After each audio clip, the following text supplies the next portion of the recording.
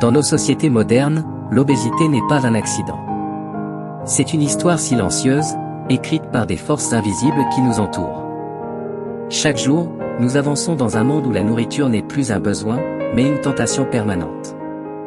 Des couleurs vives, des odeurs attirantes, des messages publicitaires qui nous suivent partout. Tout est pensé pour nous faire consommer plus, plus vite, plus souvent. Et pendant que nos assiettes se remplissent, nos vies, elles, deviennent immobiles.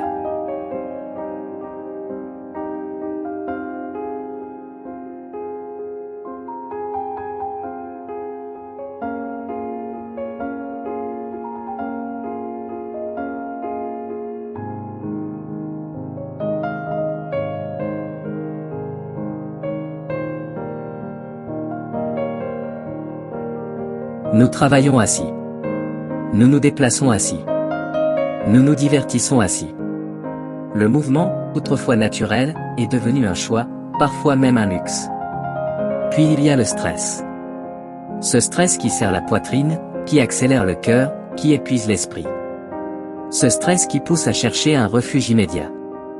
Et souvent, ce refuge, c'est la nourriture. Un apaisement rapide, une chaleur temporaire, une pause dans le chaos. Mais derrière ces comportements, il y a autre chose. Il y a des blessures. Des blessures anciennes, parfois oubliées, parfois niées. Rejet, abandon, humiliation, trahison, injustice. Elles ne disparaissent pas.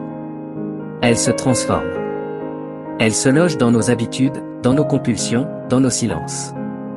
L'obésité n'est pas seulement visible sur le corps. Elle raconte une histoire intérieure. Une histoire de survie, d'adaptation, de protection.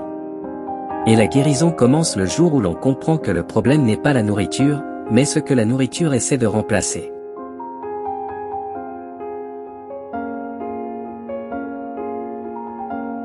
C'est pourquoi, il est important de prendre soin de sa santé et de s'occuper de son bien-être. L'obésité n'est pas une maladie négligeable. Donc faisons tout pour éviter cette maladie. Pour nous suivre, abonnez-vous à notre chaîne On se soigne.